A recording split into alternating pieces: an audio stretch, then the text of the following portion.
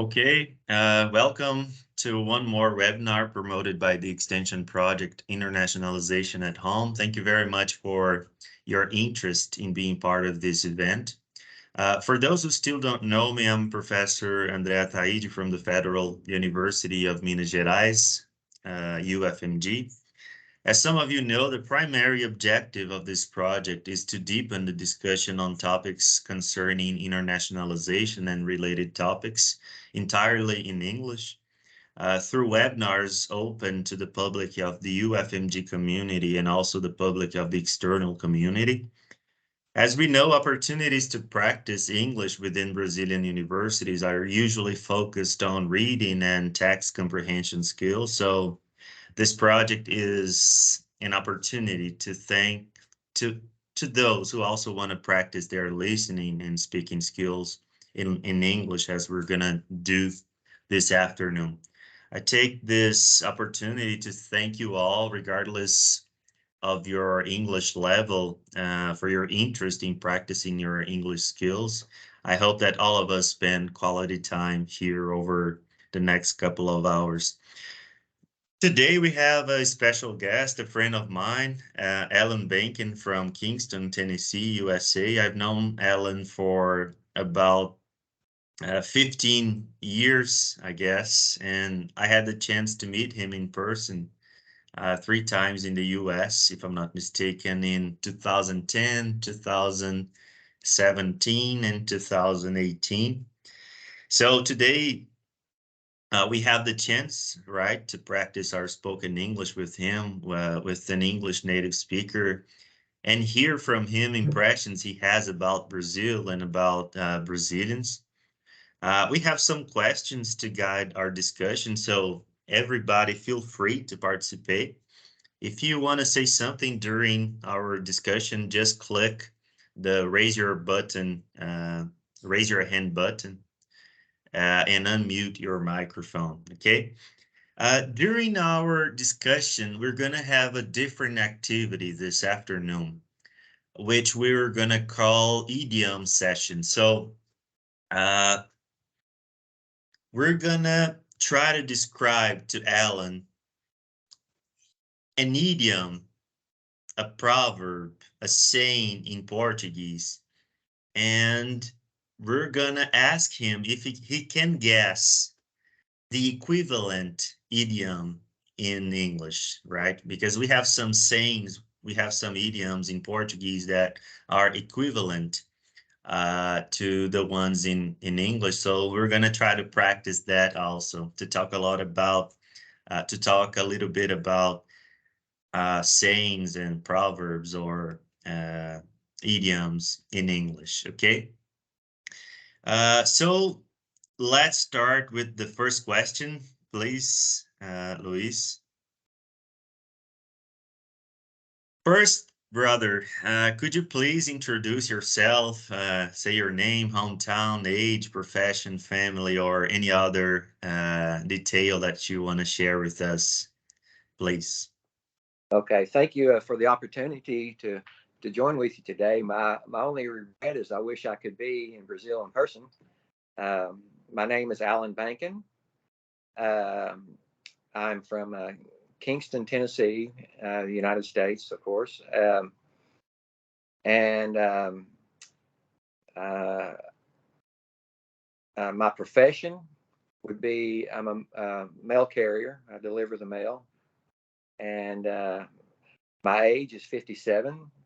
I have a very large family. I have of course, my wife and I have between us we have 5 boys and 4 grandkids, all girls. So we raised all boys, and now we're getting to the experience of having all girls. It's been a real experience for us, um, and I'm really excited for the opportunity to share with you today. Your microphone, Professor. Thank you. You can proceed with the next question, please. Let's see here. How would you describe yourself? And a second one, how would your friends describe?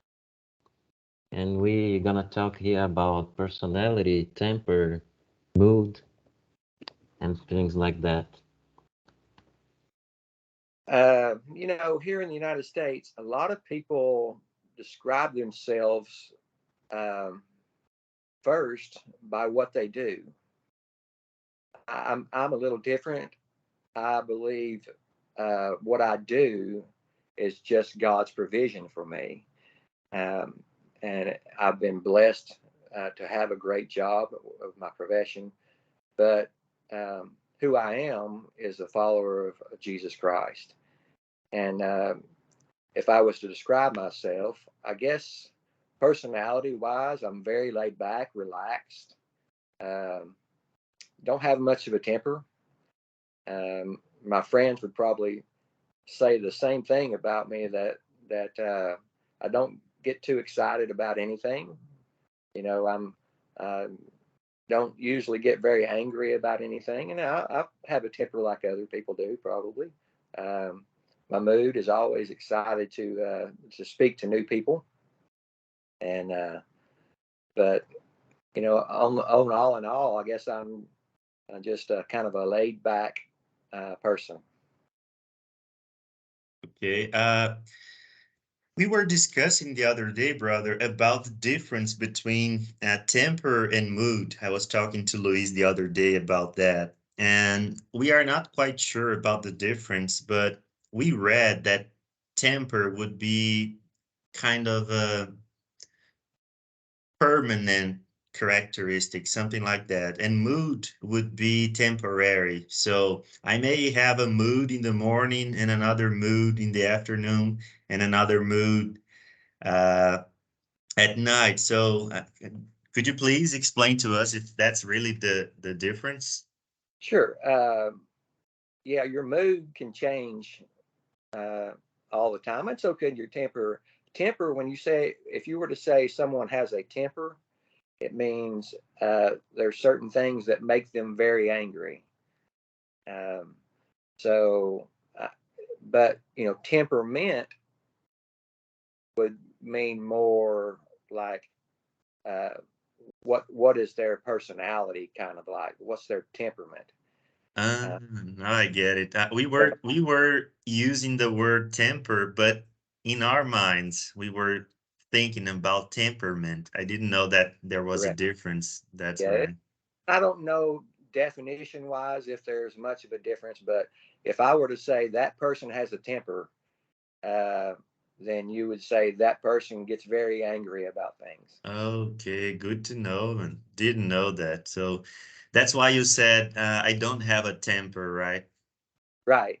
So, like mood would be, I might be in a bad mood, which like means I don't really want to talk to someone that day, or uh, don't make me angry. Or I might be in a good mood, happy to see people and talk with them. Or I might, you could be, I have a sad mood, or uh, you know, mood can change, and that I think everyone goes through different moods through their day. Yeah. There's an expression, speaking of mood, there's an expression in English that we can see frequently in American TV shows. When somebody asks us, let's go to the movie or let's go to the park, let's do something. And then you just say, I'm not in the mood. Correct. So what does it mean when you say, what, I'm not in the mood? Aren't you excited or you don't feel like going? Is that? Yeah, I think, yeah, were to say I'm not in the mood to do that, which means I would rather do something else. I Basically, see. I'm not really interested in doing that particular thing. So, Okay, I see. Thanks. André Luis, could you please make the next question to Alan, please? Okay. Do you play any instruments? yes, I play guitar, uh, and that's the main thing I play. Uh, I've tried to play a little bit of violin, it makes my family really angry because it sounds horrible. Uh, I've played a little bit of ukulele. I don't know if you know that instrument. Instrument. Play a lot. They play a lot of Hawaiian music with a ukulele. Uh, but mainly guitar is my instrument. I uh, can remember when I was in fifth grade, I asked my parents to let me take guitar lessons, and they took me to our local community college and signed me up for Guitar 101, and that's when I began to play. I was so small, all college students and me, and I was really too small to keep up with that. But some years later, I took the book that I got while I was in that class, went back through it and began to learn it. And then um, when my friends began to start playing, we began to play together. And that's when I really began to learn. Uh, and there were times that I would play for 5 or 6 hours a day, when I was a teenager. And then years later, I was asked to, many people asked me to join bands over the years, and then I actually had opportunity to play in a band for about 9 years, I think. And we traveled, and I played a lot of different concerts, and then it was a joy to do that. You said something, brother, that caught my attention. When we start studying English here in Brazil in private English schools, when we are learning about the name of the instruments, we normally learn phrases like that. I want to play the piano. I play the guitar. I play the violin. I thought that it was kind of mandatory for us to use the article the. So I would expect that you would say, I play the guitar. So does it change the meaning somehow? Can I say both ways with no difference? No, I think your way is the proper way of saying it, and I just have a tendency to shorten things. With my English, I guess most Americans do. Most English speakers would just kind of shorten in the same way you would do in Portuguese. Many times, you kind of shorten the way you say things, and I say I play guitar, or Okay, but you know the proper way would be to say I play the guitar. Yeah. I see. Good to know, brother. Thank you. Uh, I'm very happy to see here Wellington Poli from UFMG. He was a student at the administration course, and he passed the master's degree contest, and he's studying in São Paulo, in the biggest, in the most important university of Brazil. So, Wellington, would you like to make the next question? Just read the slides, please. Of course. Uh, I'm still practicing my speech. Actually, that was the first time I trying to speak in English. First, good afternoon to everyone. It's it's good to me to see some faces. Uh, uh, Alan, do you play any instruments? And what is your favorite music style? Uh, yes, my favorite music style is contemporary Christian music. That's what I played when I played in the band. And by the way, your English is very good. Keep it up. And but I like many styles here in the United States. There are a lot of different popular styles of music. I played years ago. I played a lot of country music, and uh, one of my favorites as well is called bluegrass music. It's very limited, I guess, to the United States. I don't know that anywhere else plays it. It originates from my part of the country, and it requires a lot of skill to play the music. So it's one of my favorites. Okay, brother, if for some reason your camera is kind of frozen, if you can deactivate and activate it again, please. I can see here. Is that better? Is it working? Yes, Yeah. now it was frozen, but now we can see you moving. Thank you. Sérgio, would you like to make the next question? Serginho, você gostaria de ler a próxima pergunta? Professor André, I have just a question. Yes. Alan, you told us about style bluegrass. Bluegrass, yes. What is the difference or the main mark of this style of song or music? Okay, bluegrass music uses all acoustic instruments.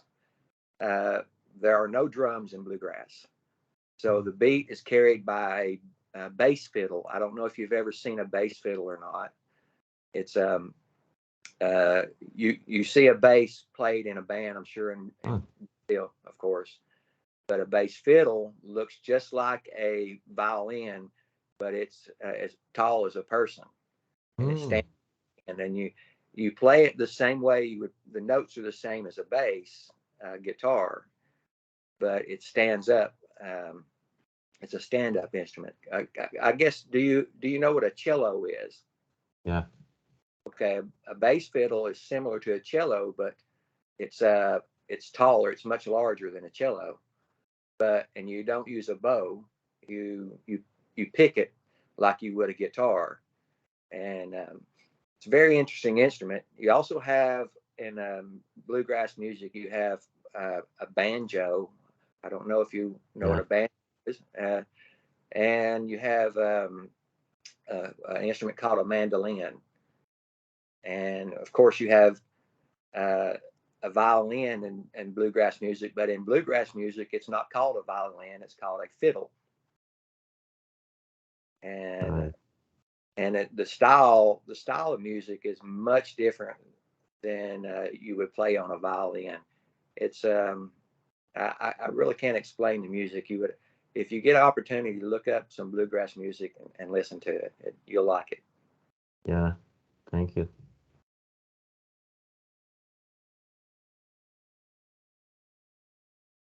So would anybody like to make the next question? May I go, please? Yes, sure. Welcome, Amanda. Wait. Can you see me? Yes. So, Yes. hi guys. Hi, it's Ellen. Yes. Yes. Nice to meet you. I'm Amanda. I study at UFMG. I'm in my 5th semester. And that's it. I'm going to make the next question. It's, what are your main plans for this year? I guess that's a very big question. Um, my main plans for this year is we have several vacations planned, and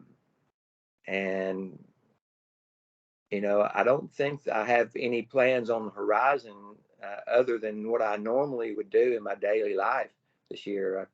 I hope to maintain my fiscal plans, that I normally keep. As far as preparing myself for retirement, I'm planning on retiring in probably, I'm not exactly sure, maybe 5 or 6 years. And so I want to be prepared financially for that. So, but as far as doing anything special other than our vacations, and watching my grandkids grow, I think that's probably the only plans I have right now.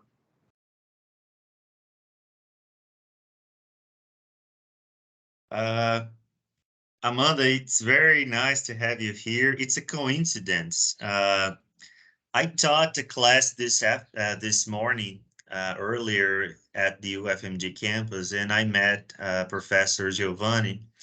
And I was talking to him, and I said, Man, could you please participate this afternoon? We need more people to participate in the chats that we are developing." And he said, "Oh, I'm not gonna make it, but there's a student here that could participate. Do you know Amanda?" And I said, "I guess I know who she is." And I said to him, "I didn't know that she was fluent in English."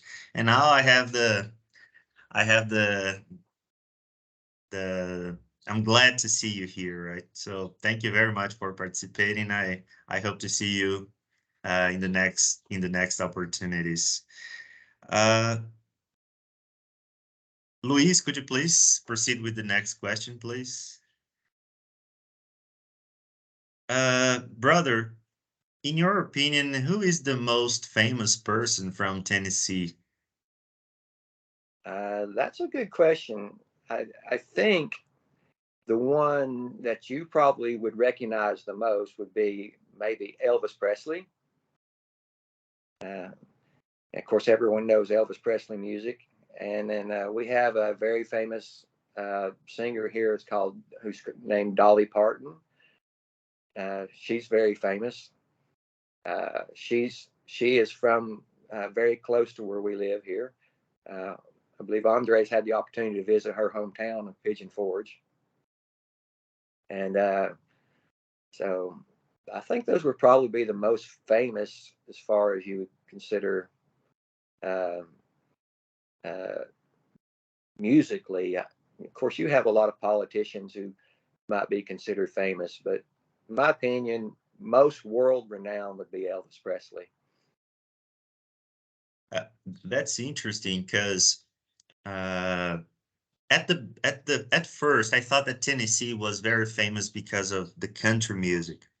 But when I had the chance to visit Nashville, I heard that Nashville is considered the music city in the USA, not just country music, but the music city, all different styles and so on. So that's that caught my attention. Even though we know that country music from Texas and Tennessee is very popular, right? Oh yes, And speaking of Elvis Presley, if I'm not mistaken, there's a kind of a museum about him in Memphis, if I'm not mistaken. Is that right? that's correct. It was his home. The his home was named. The name was Graceland, and he purchased this home when he first began to get famous and make a lot of money.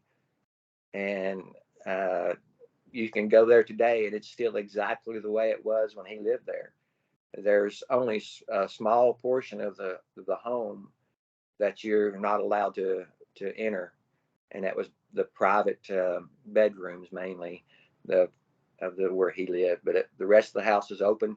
It has his airplane. His airplane was the name of it is Lisa Marie, his daughter's name. Has all his a lot of the cars he drove. Uh, Pretty Uh, interesting. I would love to go see it.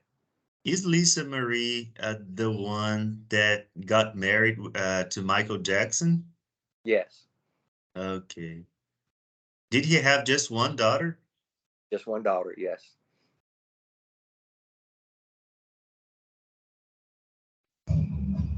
Next question, please. I I want to say something about Sure. the wife of Elvis Presley. She went here in Brazil uh, some month ago, and I discovered that she has a Brazilian song. Do you know that? No, I don't know. Yes. It's an Elvis song that's played by that's sung by a Brazilian. No, the Elvis' wife. Oh, Villa. She has a song here in Brazil. I did not know that. Yeah. Okay. Just that. Wow, that's interesting. I didn't know. Did you know that, brother? That Elvis had a son here in Brazil? I didn't know that. No, You, it's not. It's not. Would not be unusual. Elvis and Priscilla divorced. I don't know how long they were married, but and of course he was like a lot of entertainers. He had an opportunity to travel and matter of fact, he made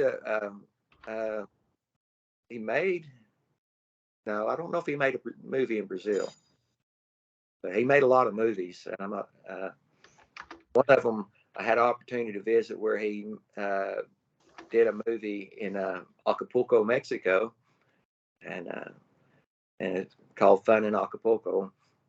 But I visited there one time. thanks, Andre. Luis, could you please make the next question? Okay. What do you call the person who was born in the state of Tennessee? Because here in Brazil, if a person is from Brasilia, the capital from Brazil, capital city, we usually call the one who born in Brasilia as a Brasiliense. And how about Tennessee? Similar, you would just call a person from Tennessee a Tennessean, just like we would say Brazilian, but Tennessean would be the most common. Now, depending where you're from in Tennessee, because Tennessee is very diverse. You have West Tennessee is very, very different than Middle Tennessee, and then East Tennessee is even much different than Middle Tennessee. So East Tennessee is mainly mountains, and I don't know if you would call it a slang word for someone from this area, and it's more meant for a person who doesn't have a lot of education. They would call them a redneck. Does it have some relation with the indigenous people? Redneck? No. No. A redneck is, and I guess it probably gets its name from someone who works a lot in the sun. So you end up being I sunburned. see. Got it. Is it the same of hillbilly? Yeah, very similar to hillbilly. Hillbilly is a very common slang term you would call somebody that's born and lives in East Tennessee because there's so many hills. You know, we don't call them mountains here; we call them hills. When you get up into far eastern Tennessee, you have the Smoky Mountains, but where I live, it's just hill after hill after hill. There's not a lot of flat ground.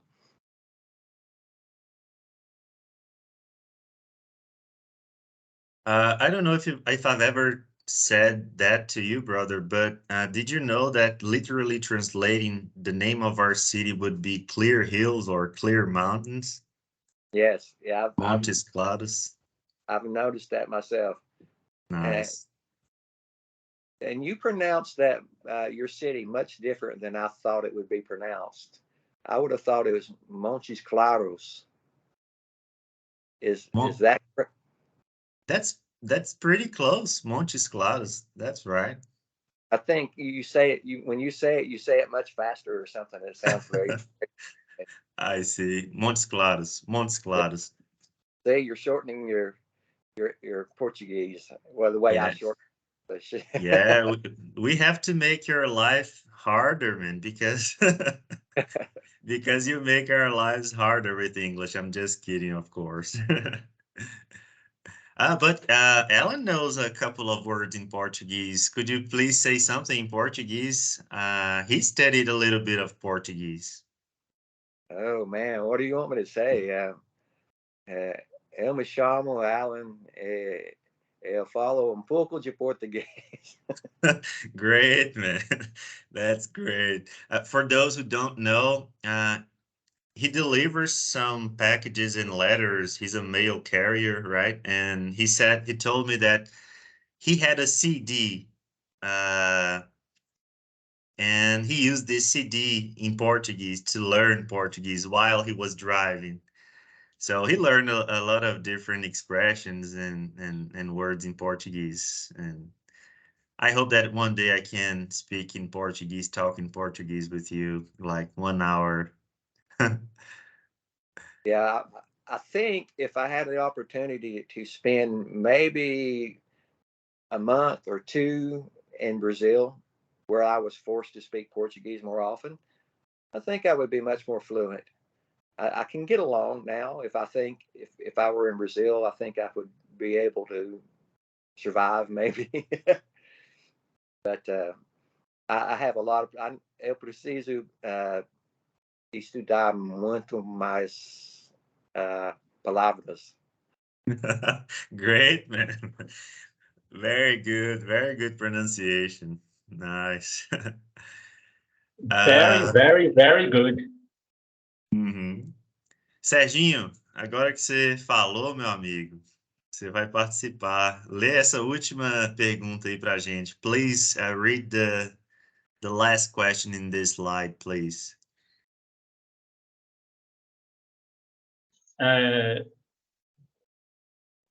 Moment, please. My speak English is bad because I learn yet speaking English. More English is very difficult for me. Speaking English is very difficult for me. Traduz aí, viu, André? Se vocês não me entenderem, André, me ajude. A gente tá calado aqui porque a gente tá entendendo. Você tá reduzindo seu inglês muito. Você sabe mais do que. No. I thank you for begin here. And the first time I talk to American. Oh. Thank you. Your English is not bad. It's very good. I understand you perfectly. Oh my gosh. Tá vendo? Agora am, você vai acreditar, né? O nativo falou que você tem um inglês bom. I am nervous. What is the Tennessee most known for? I think Tennessee is known mostly for the music. We're known for our mountains. Very, very beautiful part of the country, and but Tennessee's very diverse. So where I'm from, we're known a lot for the beautiful scenery, the mountains, the lakes. Middle Tennessee is much different. It's where most of the music happens. With Nashville, West Tennessee, it's so different. It doesn't even seem like it's part of Tennessee, But I guess we would be known mostly for the music, because people, as Andre spoke earlier, people come here from all over the world to record music, not just in country, but every genre of music comes here to record in the recording studios here in Tennessee. Brother, just one curiosity. I heard someday that Tennessee is called the volunteer state, something like that. Oh yeah. And I think your son explained to me the reason for that, but I forgot. What is the reason why Americans call Tennessee the volunteers state? Yeah, and that is our motto. We're the volunteer state, but it goes back, and I'm thinking to 1812. There was a war here in the United States, and I believe they asked for volunteers from Tennessee, and they were asking for, oh, maybe 1,000 volunteers to come join, and tens of thousands volunteered. So that's where it got its name, the volunteer state, because so many people were volunteering to participate in this war. Interesting. Next slide, please, Luis. I don't know if it's the idiom session or we have more questions before. Okay. Andrea, could you please read the next question? Okay. Ellen, what place do you know in Brazil? Every time I've been to Brazil, I've been mainly to Rio de Janeiro. Um, that's was my destination every time. Of course, I've been in Sao Paulo a little bit. The only other place I've been was Falls do Iguaçu. Is that how you pronounce it? Falls do Iguaçu? Foz do Iguaçu, that's right. I went there once. Yes, very, very. We had the opportunity to fly over in a helicopter, fly over the falls in a helicopter, and then we took a boat up the river, and the boat pulls over on the shore on one side, and you're in Argentina. Then the other side, where you were in Brazil. So we had a good time on that trip. But mainly, I've been all over Rio. If I can remember some of the cities that were in that area, we were. Gosh, I can't even remember the names now, but all suburbs of Brazil. Any of the favelas, that's where I spent most of my favelas. Okay, thank you. What are the countries that you've already visited besides Brazil, Alan? Let's see, I've been to Kenya, England, Amsterdam. Let's see, Holland. Let's see, I've been to Jamaica, Mexico. Oh man, and just in traveling, I've been to see Bahamas, which is owned by, I guess it's their own country. But let's see, it's hard to think of all the ones I've been to.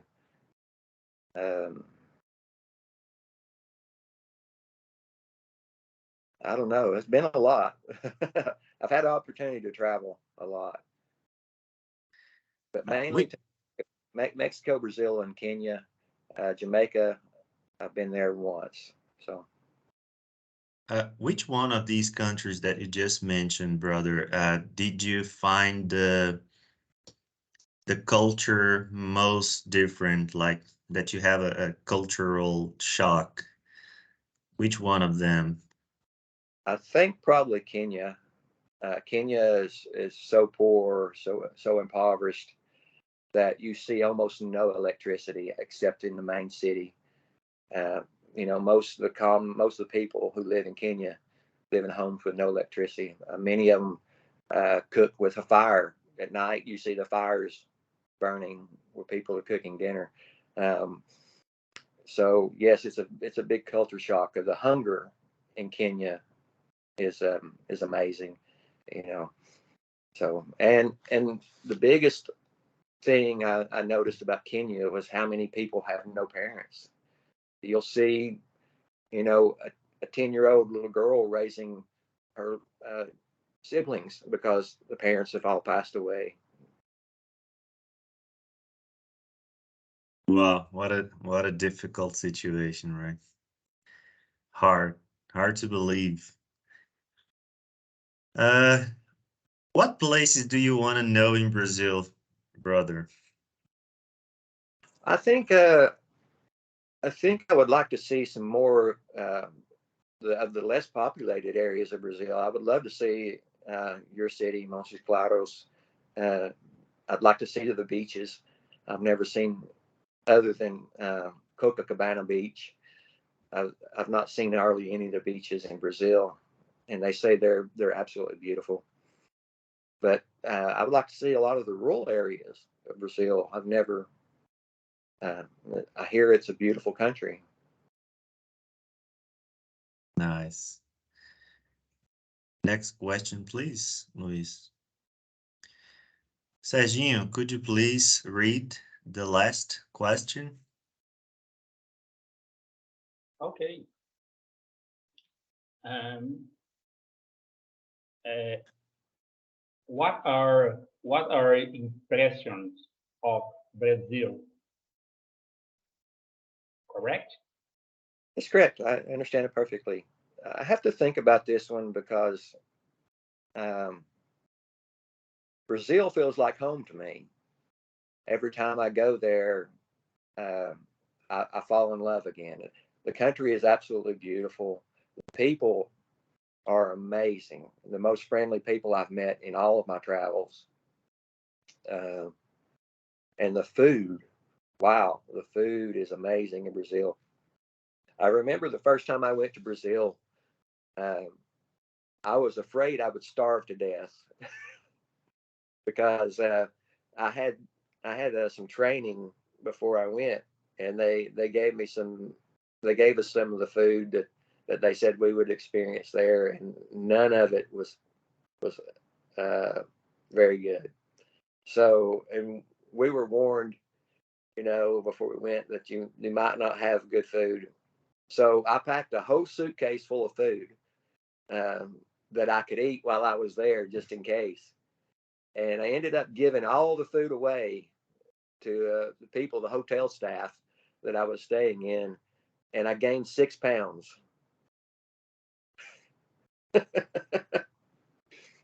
But I fell in love, especially churrascarias.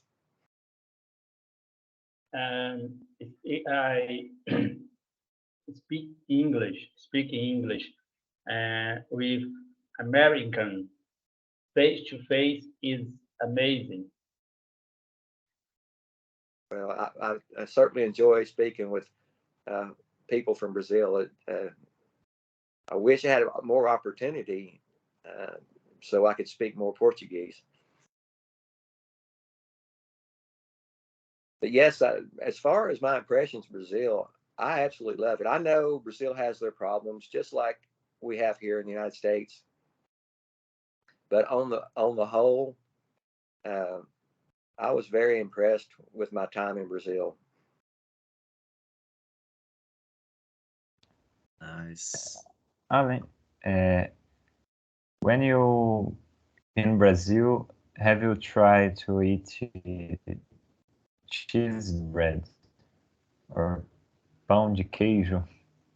Pão de queijo is my favorite. I absolutely love pão de queijo. Uh, uh, a lot of black beans and rice is my one of my favorite meals. So yes, I've tried a lot of stuff. Uh, Trying to remember some of the things. I wish I could get those the pão de queijo here. They have it in a store here, and it's not the same. It's just not the same as the real thing. And we have several Brazilian restaurants near me. Very expensive to go to, but very, very good. Thank you. And what I have a question. What is the dessert that you have in Brazil? It's I want to say flan. Is that proper? Uh, Pudding. I can just know it's almost like a custard type of meal of dessert.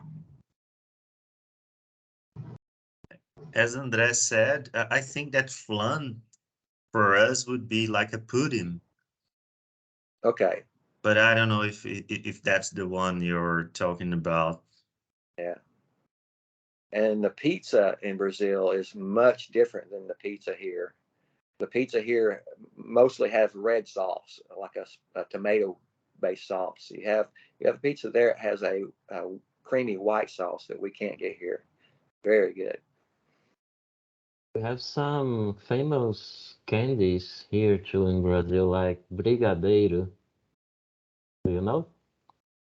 What is it called? Brigadeiro. I don't know. It's a chocolate candy with Oh, some granulated chocolate up on on it. now let me ask you: do you use the word cookie in Brazil? Cookie do you? We use Cook- it, but it's for a different thing. is it a biscuit like a cookie? A cookie? It's like the American one with some chocolate. How I say the name of the The chips, Drops, chocolate chip. chocolate drops. yeah drops. Yeah, yeah. Here it would be called chocolate chip cookies. Oh, Very good. we have here. My wife does cookies here in our home. It's the same That's American cookie. It's delicious. Oh yes, you guys are making me hungry for Brazil. Ô, André, eu não sei Our como hot perguntar. dog. Eu queria perguntar para ele, ver se está correto. Do you eat doce de leite? Correct? It's correct. It's correct. You can make your question, Serginho.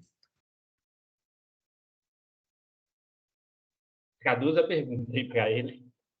Alan, Sergio is Yeah. asking you if you've ever eaten a doce de leite. Have you ever heard or eaten doce de leite? It's like a sweet milk. That Yes, maybe I can't remember. but Is it? it's thicker. It's thicker. It's not liquid. Uh, I'm trying to remember. I think that might be what I'm thinking is as flan.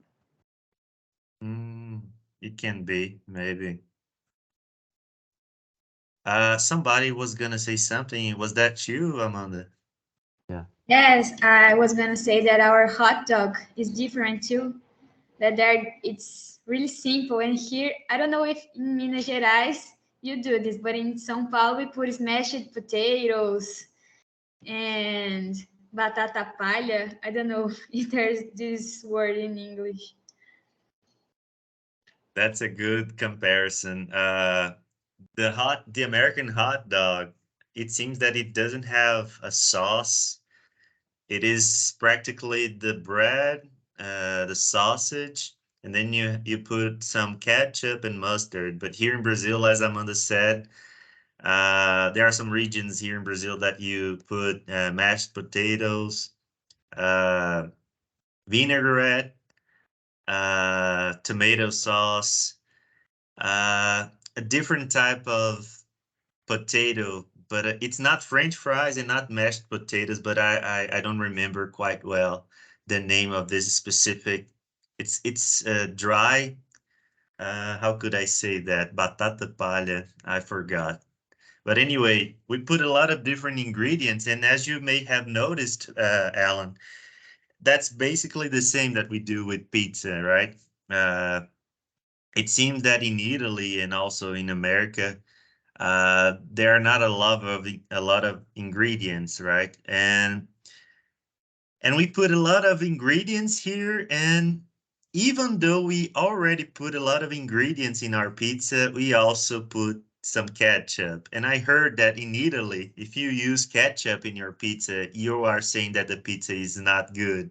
that you need ketchup to make it better. So it's something really bad for them. But here we always use ketchup. Now, I remember one time they served us French fries in Brazil. And I asked for ketchup, and they looked at me like I was crazy for wanting to put ketchup on my French fries. And they said maybe some mayonnaise, but not ketchup. Is that common?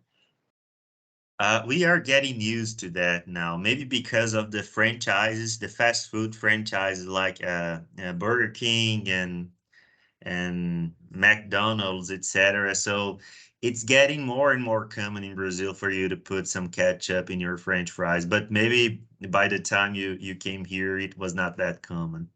Yeah, I don't remember. I think it was a pastor that told me that I was crazy.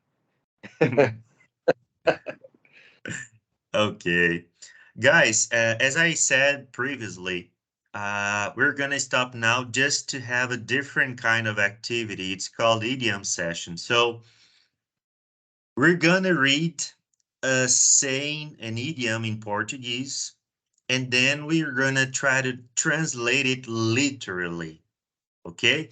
We're gonna read an idiom in Portuguese, and then we are gonna translate it into English literally. And based on that translation, based on that literal translation, Alan is gonna try to guess the equivalent idiom in English, okay?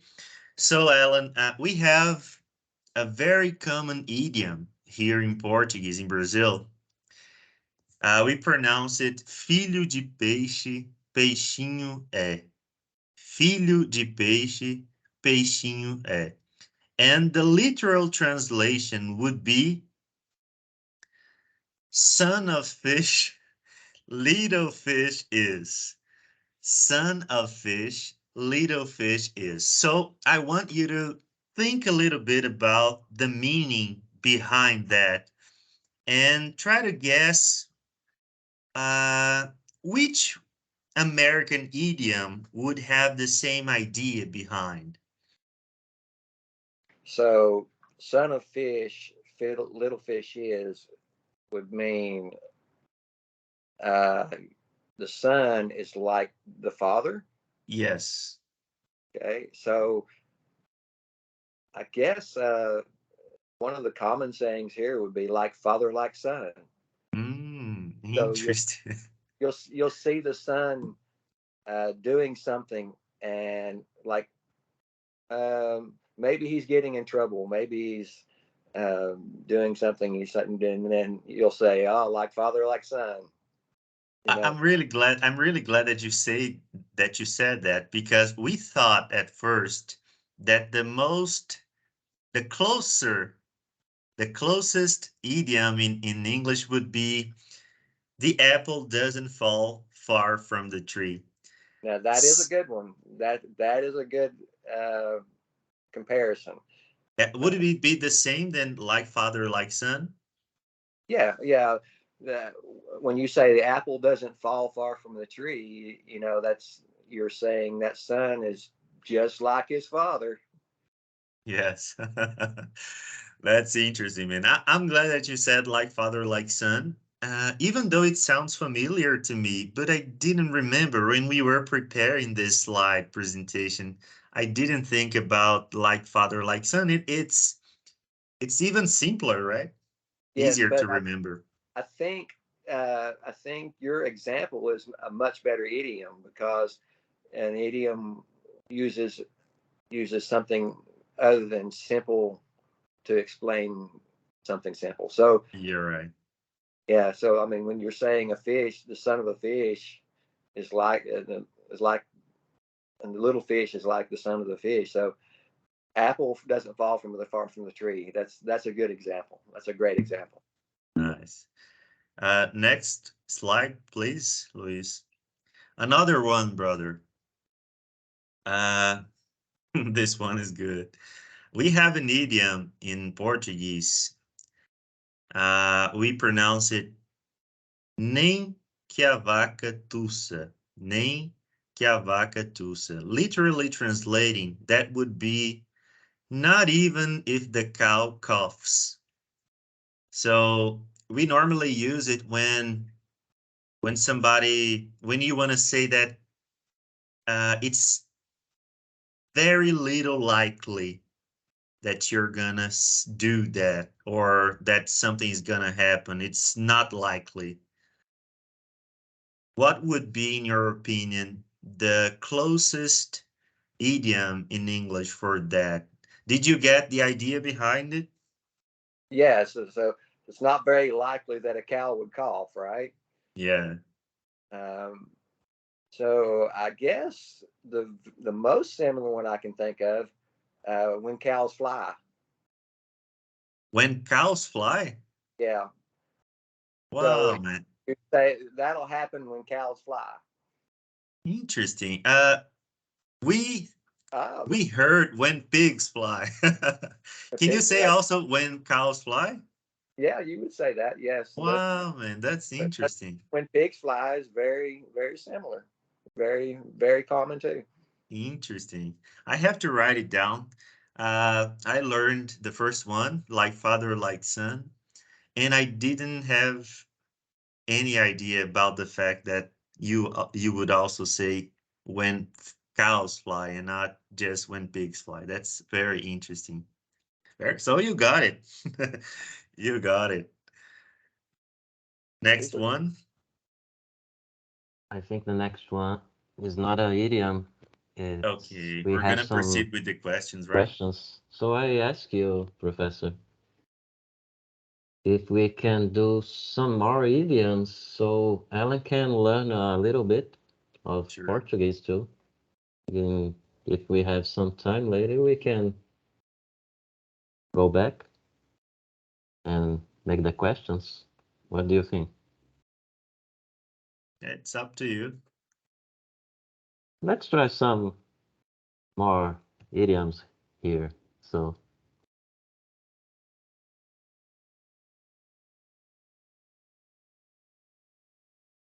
we have here a movie with the translation, Nem que a vaca tussa, and in English, the name of the movie is Home on the Range. Can you say some words about this, So Professor? Or Alan, feel no, free. go ahead. No, I was just gonna say that I don't know if you know that, Alan, but here in Brazil, when uh, they broadcast a movie in Portuguese, they take the original title in English and they do not translate it literally. And sometimes the title gets very different. So as Luis just uh, showed us, we have here a movie called Home on the Range, and then the title in Portuguese of the same movie would be When Pigs Fly or When Cows Fly.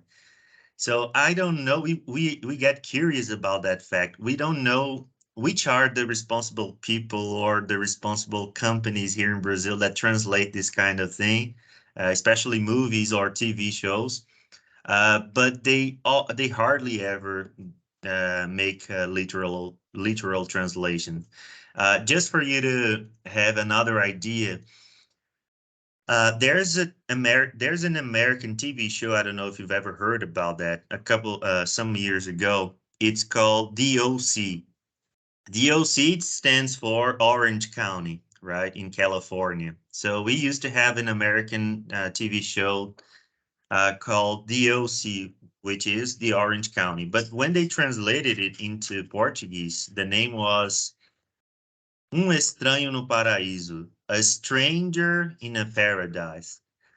And we get very confused about these translations because sometimes it doesn't have anything to do, even though when you watch the TV show, it kind of makes sense because the most important character was in a paradise, which was Orange County, a very good place for him to live.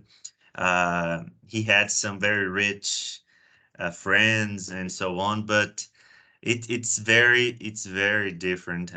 Maybe you don't have this many examples in the U.S. because actually you export the movies mostly, right? It's harder for you to it's less likely for you to watch foreign movies, right?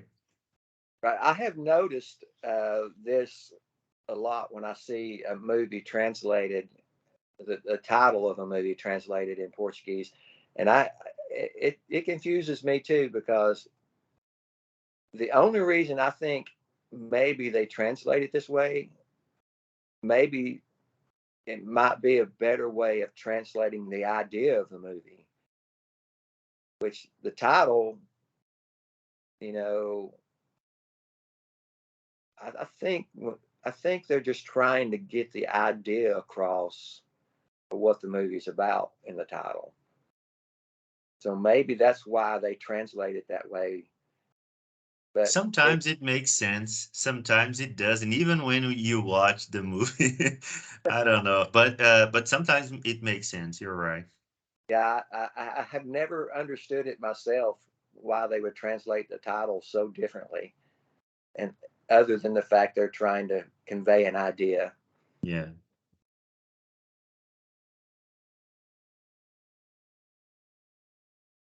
Can you lead that, Luis? Let me see. We have a third idiom here. In Portuguese, we usually say, ela é muita areia para o seu caminhão. And when we translate it literally, we usually say, she is much sand for your truck. I think that you got the main idea. I'm still trying to figure out, she's much sand for your truck. Is that saying? Usually we have a guy and we say this phrase for him. She is a lot of sand for your little truck. So The girl is beautiful, and Yeah. the guy is ugly. Okay. okay. Okay. Let's see. I can't. I don't know if I can think of one for that. Let's see. Um,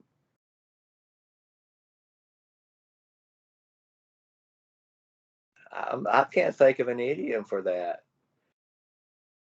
Did you find one? I quit it. She's. Well, yeah. That is a good one. She's out of. Yes. I think Okay. that in US people usually say she is a 10 and he is a 5.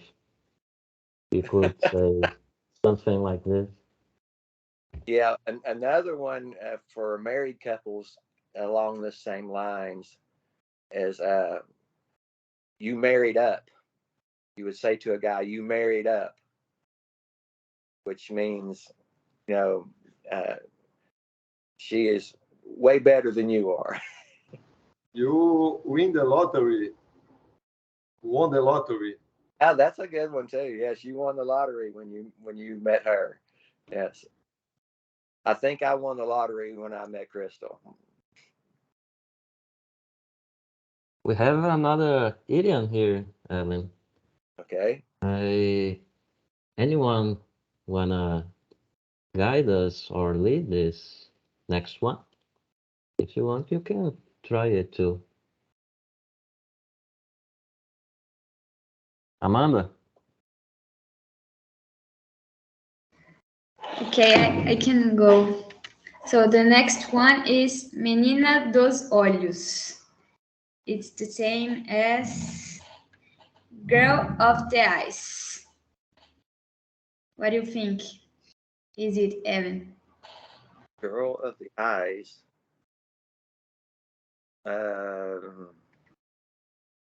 Uh, she has beautiful eyes, maybe. This one gets me. Oh, now it makes sense when you put it that way.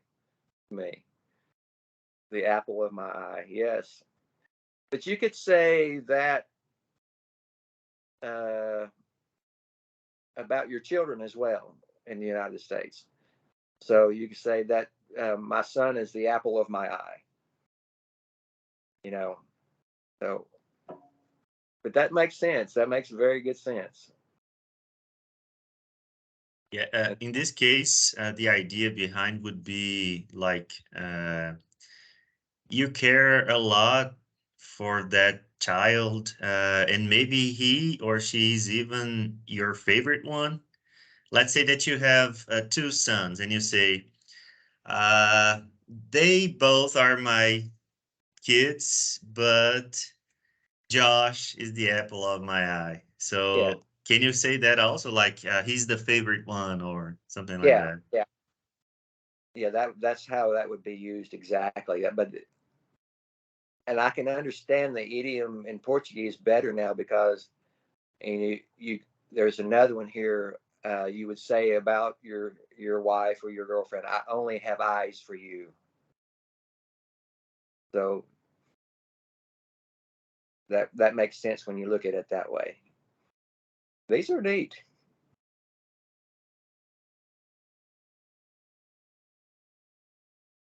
Another one? So Brazilian idiom Portuguese. go on. Ok. Matar dois coelhos com uma cajadada só. In English would be kill two rabbits with only one rod hit.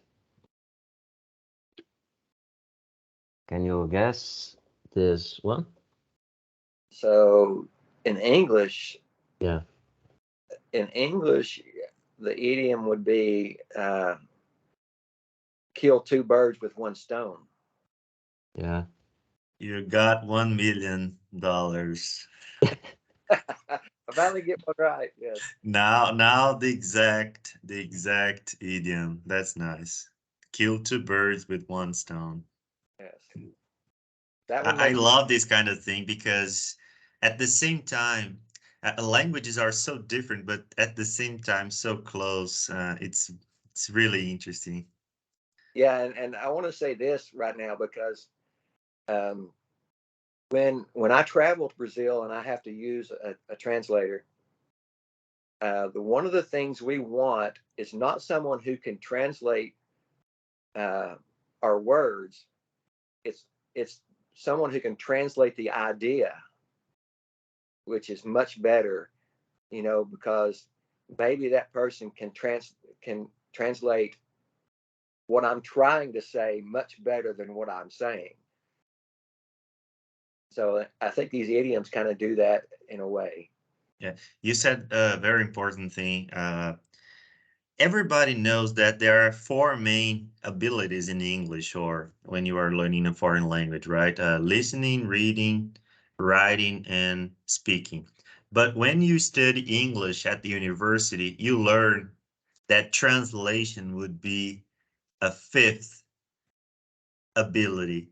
Not everybody who knows how to speak English knows how to translate it. So it's a challenge. So it's a different ability.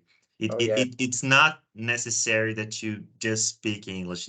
You have to have the ability to translate also, right? That's the fifth ability. yeah, absolutely, absolutely. And see, I think with me learning Portuguese, I'm better at speaking than I am listening. That's where I don't get enough practice is listening.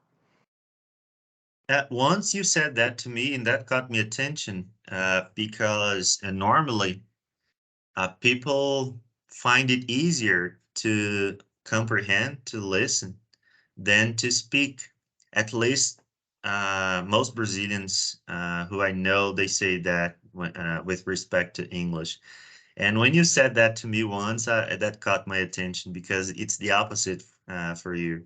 You speak better than comprehends, maybe because of the speed we used in I, our speech, right?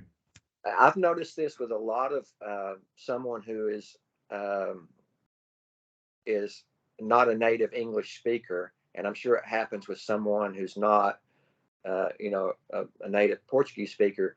So when I've noticed, and with a lot of people, say they're in a room with someone who's native English speakers, they're kind of disengaged until they're until you address them personally, because I think comprehension takes a lot more focus than speaking.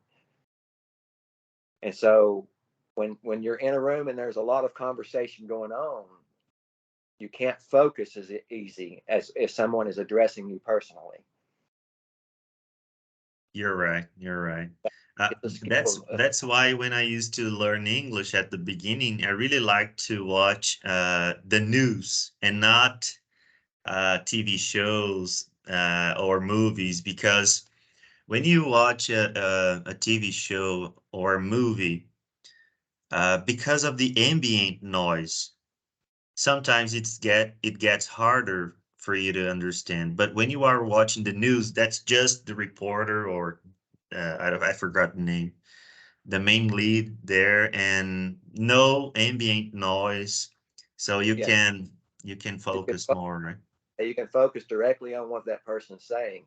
Uh, with me, I really, because of my weakness and comprehension, mainly because I haven't had the opportunity to just listen as much. Um, when you're learning a language, it's too easy to learn how to say it, but listening, I think, is a greater skill.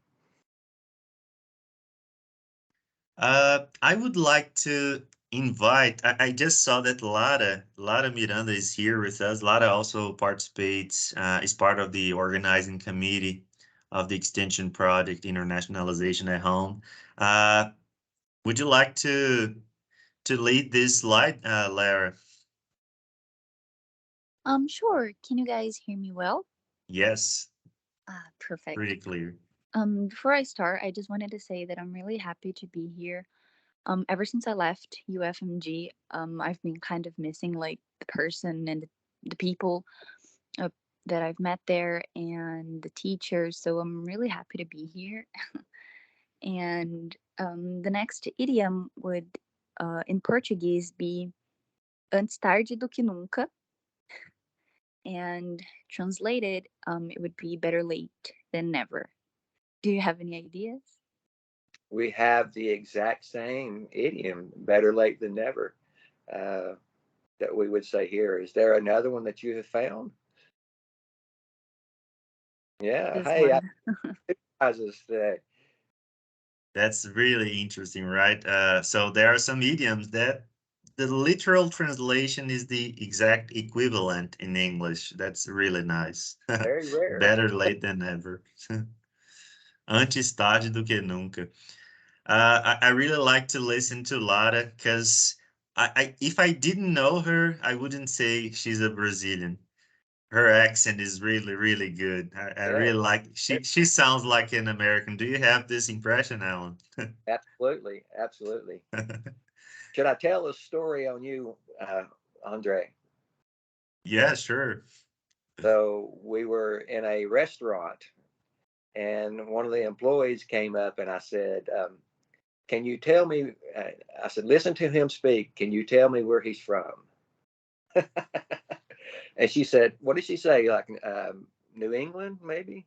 I can't remember, but it was somewhere here in the United States. She would have never guessed you were from Brazil. I think first she said North Carolina, something North like Carolina. that. She Yeah. thought that I was from North Carolina, and then you said no. I tell you that she's not here. He's not here from Brazil. And then she said, maybe Serbia. And I was like, oh my gosh, I have to improve my accent because she thinks I'm from Serbia. That day was funny. But that's a compliment, that she would think you're from North Carolina.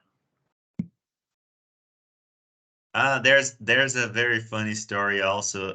When I first went to visit you, you had some friends that knew that I was coming to visit you. And when I was there at the church, they said to you, "Where is the Brazilian that you told us that would visit us this morning?" And you said, "He's the one here." So maybe because I have a light skin or something like that, they thought I was American. So they were expecting a tan guy. How would you say that? With a different stereotype, right? I guess maybe, yeah. Yeah. Is there another one, Luis?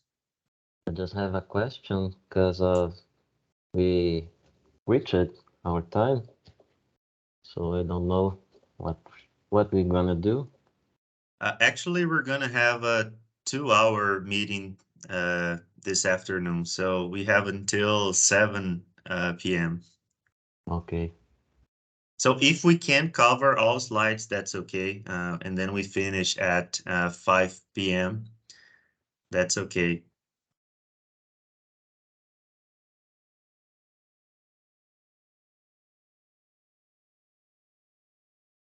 Uh, Let me see who's here. Would anyone like to guide us on this slide? Wellington, Maria Fernanda, professora Júlia.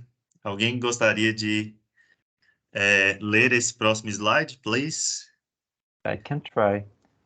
Yes, go on, please. In Brazilian idiom, in Portuguese we say mamão com açúcar, which in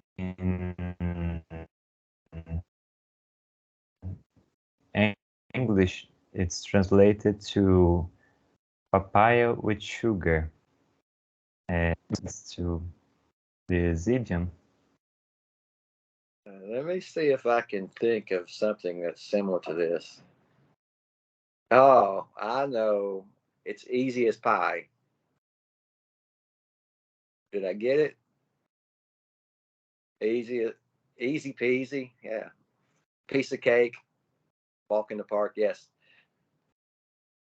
Yeah, we would say piece of cake or easy as pie. Wow, man. That's there's another, that's a new one. I didn't know. That's easy as a pie. Yeah, yeah, and think of another one here that we'd use for that. Let's see. Oh, uh, how about this? That's gravy. Does it have the same meaning? Do you know what gravy is in English? Uh, is it that meal?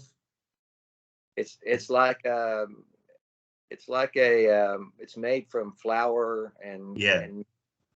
and you put it on. You can use it for a lot of things. You can put it on mashed potatoes uh, or you can put it on biscuits. You can use it for a lot of things. You put it on certain meats, but it's a topping that makes it so much better. So you would say you have a gravy job. So that would be like saying, "Man, your job is easy." That's nice, man. How do you spell gravy, brother? Gravey.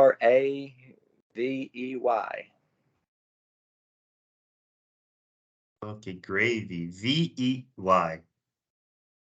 You have a gravy job. That's nice to know. The other one, I'm writing it down here. You said that's easy as a pie, or that's easy as pie? It's easy as pie. Okay, that's easy as pie. You don't say up pie. Okay. Yeah. So when you're eating pie, you're taking it easy. You've got it made if you've got some pie. That's nice. I just thought about another Portuguese idiom which would be equivalent to papaya with sugar. We have another way to say that, that literally translating into English would be, it's easy as taking a pop, lily pop from a child. Oh yeah, like candy from a baby. We just found another one here. I didn't know that. So, em Yeah, português, we say, é fácil como tirar pirulito de uma criança. So, but it's easy as taking uh, a lollipop from a child. And now you said something very similar. It's easy as take taking candy from a baby. Yes. baby from taking candy from a baby. That's nice. Didn't know this one. There's another one, melzinho na chupeta. Yeah. How they on the pasture. Well, do you have any idea how to translate that literally to him? It's a little honey on. What do you call, brother? Do when babies like to suck? Pacifier. Oh my gosh, that's a hard word. I don't know how to spell it. I don't know how to pronounce it. I don't even know how to spell it myself. So. That's a good one, Wellington. Melzinho But, na but chupeta. have you ever heard someone say he just did that to pacify? I haven't heard it. Okay, it's just to make them happy. Mm, So he just did that to make them happy. So a pacifier is the same idea. You give a baby a pacifier to make them happy. I It's not the see. same. It's just something to make them happy. I got it. That's nice. It's easy as taking candy from a baby. Let me see. Lara, could you please guide again? I just want to listen to your American accent again. Sure. So the next one is mais fácil falar do que fazer. So in English, translated directly, it's easier to say than to do. Oh yes, that's an easy one here. We use all the time. It's easier said than done. That's right. Easier said than done.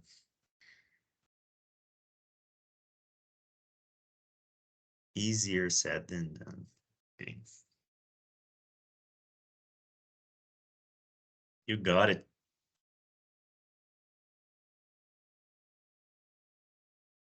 Do I win a free trip to Brazil? uh, virtually.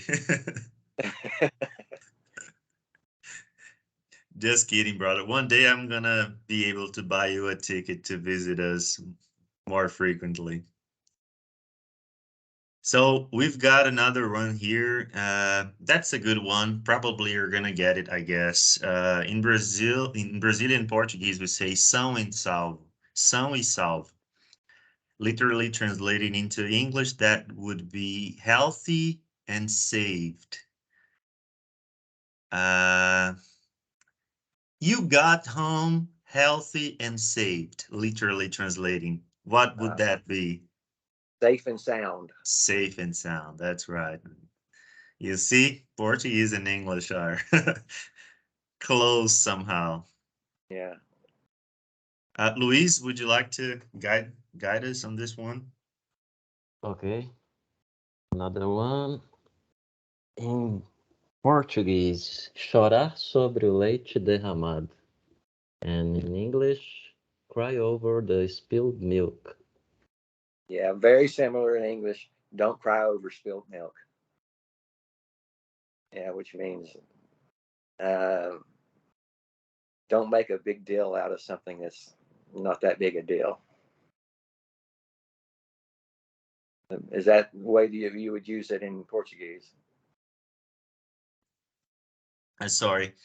What was the one, guys? The other idiom that was exactly the same in English, just like this one? I forgot about it. It was exactly the same. Safe and sound. Safe No, and no, it was another one, but never mind. Never mind. but yeah, this one's almost a literal translation of what we would say. Hmm.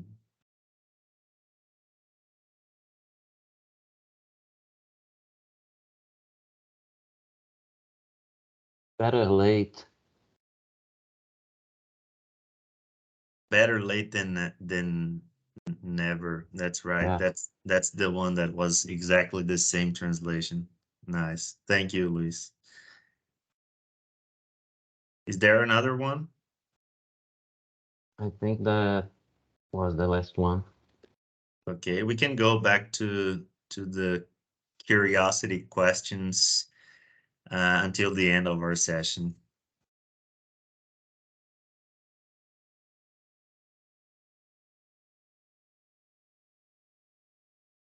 It would be nice to hear from him also about the social problem, something like that. I think we have a slide like that.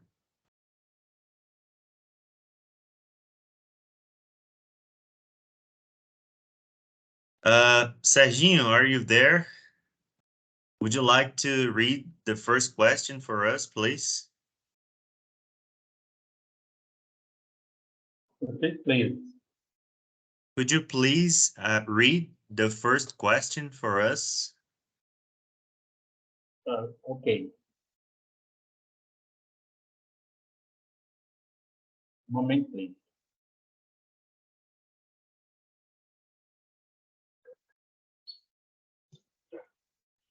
What are the first three things that come to mind when you hear the country Brazil? Let's see. That's hard. I think um, first thing would come to mind is a beautiful country, and the second one may be friendly people, and then amazing food. Uh, that's good to hear that, brother, because internally, let's say here in Brazil, we say that sometimes the international media say just bad things about Brazil, the social problems that we have, crime, naked women, carnival, Indians. Have you ever heard things like that? You can be honest with us because that's what we talk a lot about here about the international media. I don't know what the American TV, the American media says about Brazil. I think we see uh, some of the high crime stories about the high crime, uh, and I don't hear a lot of bad. We don't hear a lot of media about Brazil. Um, we hear, of course, we've heard of the controversy with Petrobras here and the major issues there. Of course, we hear, but I think maybe I'm kind of biased because I just fell in love with Brazil I uh, see. when I got there immediately. It's Do funny you? because I have to tell you this story because um, a lot of people that want to do like me did mission trips.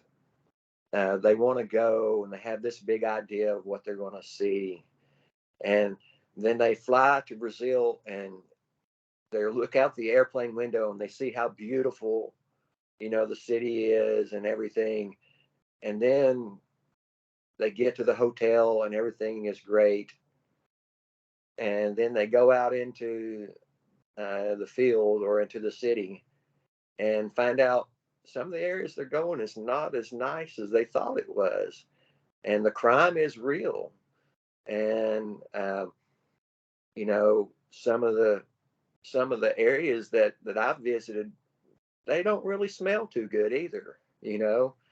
And then they have a culture When you shock. say smell, you say it literally, brother. Uh, yeah, there's some of the areas Okay. where sanitation is not, where I've been, has not been very well. You know, I've seen sanitation was an open ditch. You know, and so, but we've had people who literally have gone out into those situations and go back to the hotel and don't want to go back the next day. With me, it was just the opposite. I couldn't wait to get back because I see the people. I enjoy the conversation. I enjoy interacting with people from another culture, and so I'm pretty biased about this, I guess, because I have never been afraid in Brazil, even though I have been into some really tough situations in Brazil where on one occasion the police came and everybody was laying on the ground. You know, I've never felt afraid. So So you saw some scenes like that. That's interesting. yes, we were in a favela one time, and we were warned that someone had been murdered there the night before, and the police may be coming back. And while we were there, the police came, and they were kicking in doors, knocking out windows, and you know it was like a war zone, and people were laying on the ground, you know, scared to death, and that didn't. For some reason, I wasn't afraid of that, you know. Do you normally hear about the Amazon? Do you normally hear about what we Brazilians are doing with the Amazon forest? Yes, that is an issue that's well known around the world. How the deforestation of Amazon, and where Amazon produces a lot of the, you know, the oxygen for the world, and then the fires in Brazil, you know, where they burn the Amazon is a big issue, especially for environmentalists. But I think that is that's really a bad thing. It can be managed, I think, better. Have you ever heard that the US government or any other government in the world plans to take over the Amazon forest to protect it, to take it from Brazil because we are No, not taking care of the forest? no, I've never heard that. I've never heard that at all. What you hear most about the Amazon is not the deforestation as much as you know. You see a lot of wildlife shows about the Amazon and how amazing it is. The diversity of wildlife and insects and plant life is just amazing, and probably nowhere else on Earth are you going to see that. So that's what we hear most of. It's just uh, the biggest issue I've seen in the Amazon where people try to go to the Amazon is insects. You know, so Just another curiosity before we move to the next question. Uh, do you know many Americans that would think that the official language of Brazil is Spanish? yeah, I think many Americans haven't got a clue. I think many Americans their own little world, and they don't consider. I mean, there are so many Americans that only speak English and will not try to learn another language. You know, so they don't concern this. They're selfish in a way because they're not concerning themselves with anyone else, any other countries. So yes, I think they would assume Spanish. You know, I see. Uh, Wellington, could you please read the next question, the second one in the slide? please. Of course. Do you think Brazil is a convenient and safe country in which to live?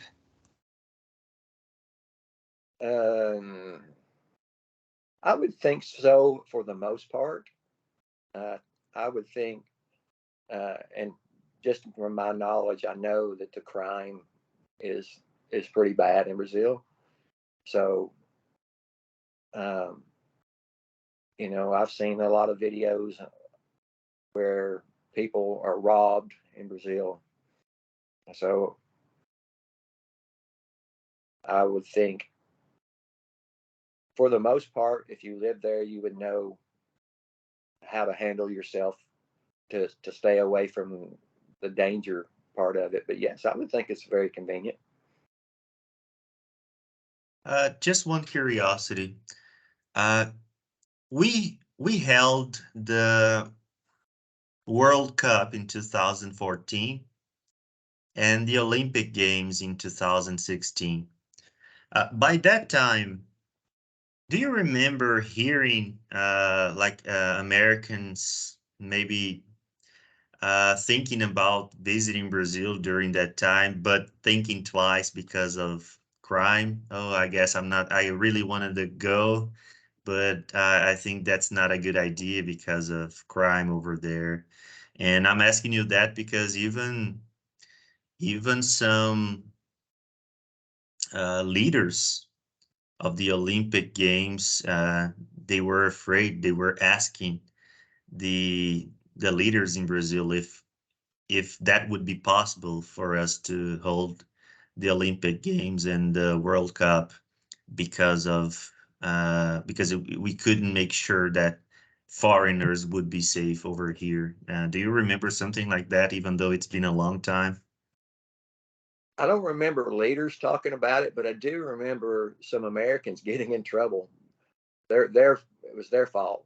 I think it was American swimmers um, got into some trouble while they weren't participating.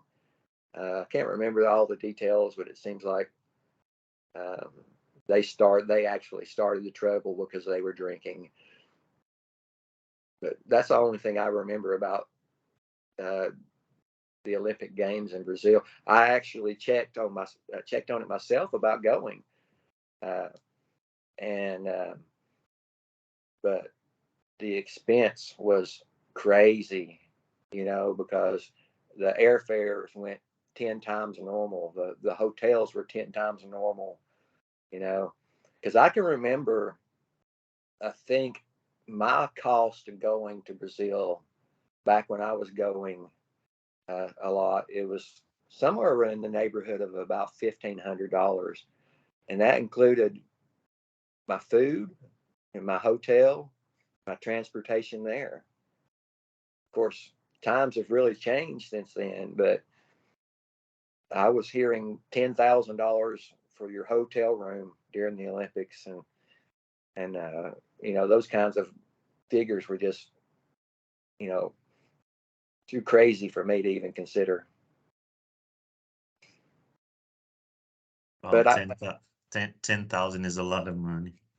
it's a lot of money for a hotel room for sure. But I may have been just uh, hearing things that weren't so much true.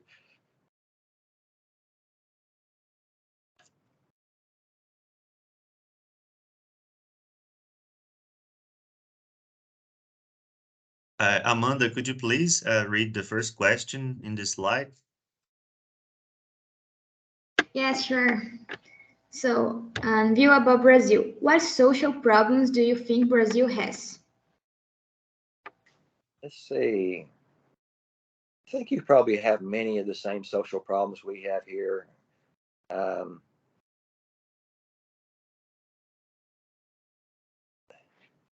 you probably, I mean, for me, when I think of social problems, I think of the problems that social media has caused here in the United States. So, but um, there are good and bads with that. But the crime, uh, I don't know. I don't. Maybe I'm too biased about this. I don't know for this question. That's okay. What do you know of Brazilian politics, Alan?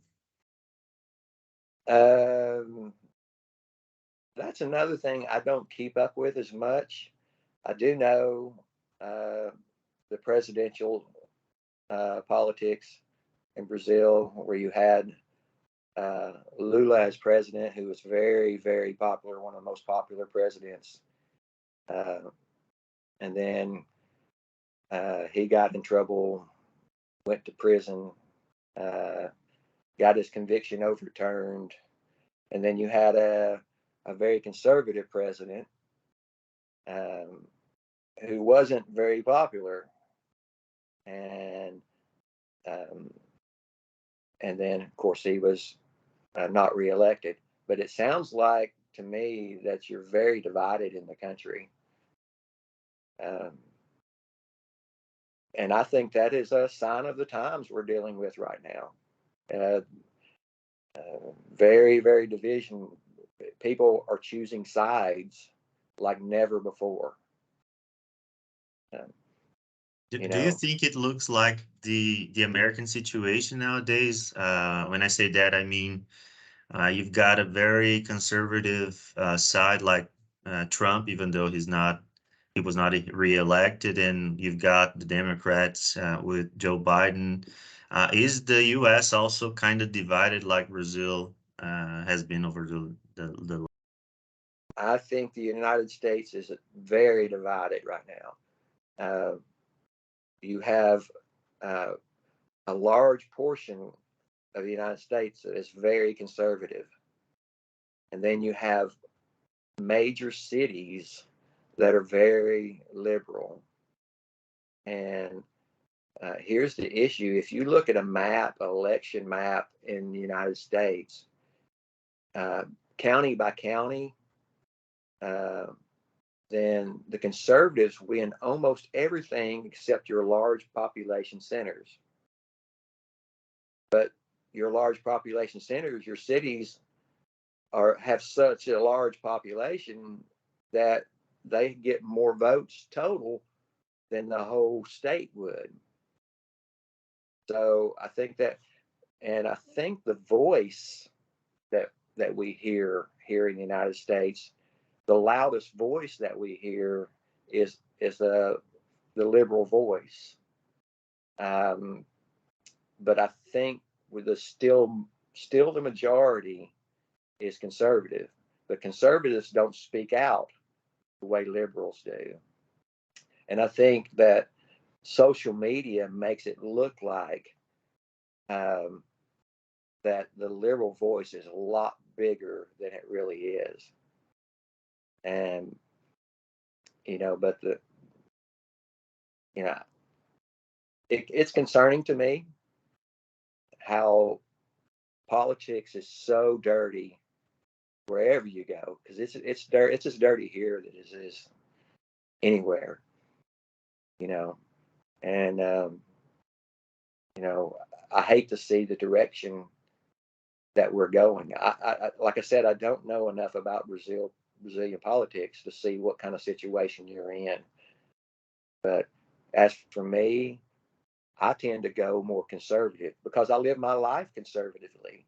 You know, with my finances, for example, my finances, I can't spend more than I earn.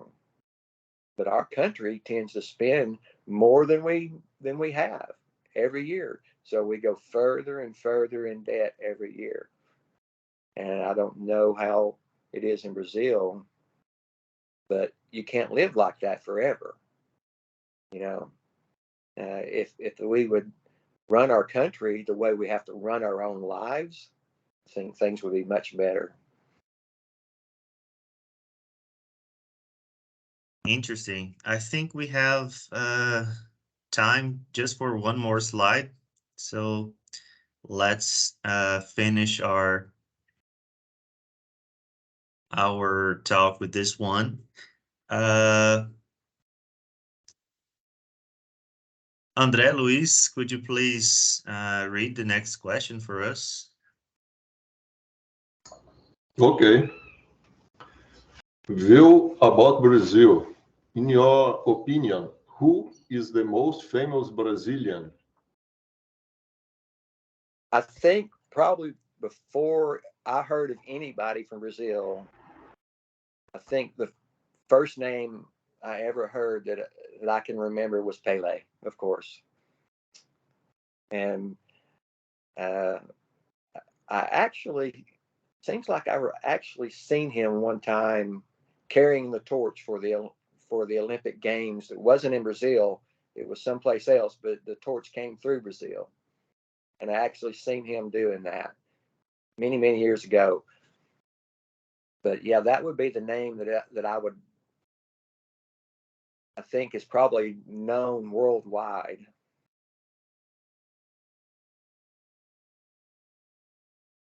Did you know that he passed away? I heard yes, recently, yes. Okay. Uh, why do you think cosmetic surgery is so popular in Brazil? Did you know at first? I'm not. I don't know. Maybe image. People think image is more important than anything else. Maybe because of social media. I don't know. The one thing I did notice in Brazil when I was there, how health conscious Brazilians are. You know, you always see someone uh, working out or jogging or trying to stay in shape in Brazil. So maybe that's part of it. You got me on that one. I mean, because it's very popular here too. Yeah, I don't know by heart the ranking, but I agree with you. Brazil, I don't know if it's the first one, the country with the highest number of cosmetic surgeries. And I think that the US also is on the top, maybe top five. I don't know if it's the second, something like that, or the other way around. Do you know this lady here on this slide? Have you ever seen her? Do you have any No, idea? no, Okay. What about now? no. Okay. She's a very famous singer here in Brazil. Uh, uh, her name is Anita, and her career is now getting worldwide fame. I mean, she started to be known worldwide, and if I'm not mistaken, she performed in the US. I don't know if it was last year in a very popular music festival that you have there that I forgot the name now. But anyway, I just wanted to know. The only singer I could probably name from Brazil would be Allen Barros. It's a Christian. Okay. Uh, that's the only name I can think of personally uh, that I've listened to the music. I see. And Carmen Miranda. What was that? Do you know Carmen Miranda? No. Okay. I need. She was famous in the 80s, right? In the 80s or 70s. I guess I need to listen to more Brazilian. I need. If you have any suggestions, please send them to me because I love Brazilian music. Uh, See, I was trying to think of the only other famous person I know in Brazil would be Giselle, of course. Okay. The superstar model, right? Yeah, yeah, she was married to a famous American football player, and they Yeah, you're divorced. right. Guys, we have just 3 more minutes to finish our chat. Of course, the discussion is great. I wish we had more time, but unfortunately, we need to finish our discussion now. I would like to thank you, Alan, very much for accepting the invitation. We had such a good time this afternoon, getting to know you, getting to know the American perspective somehow about Brazil. It was a nice chat. I want to thank everybody here who participated. Thank you for participating. And the next webinar will be uh, announced soon. You're gonna get the notifications. Thank you very much, guys, again. And thank you again, Alan, for sharing with us your time. You saw from some speeches here that we are very grateful to have the chance to talk to you. Oh, it's been my pleasure. I really enjoy getting to talk with folks from another culture, another country. Hopefully, one day I can be there and we can do this again in person. Yeah, it would be nice to have a chat in person at the university campus. Guys, thank you very much. Have you all a nice weekend. Bye bye. Ciao. Thank you for you all. Bye. Thank you. Thank you very much.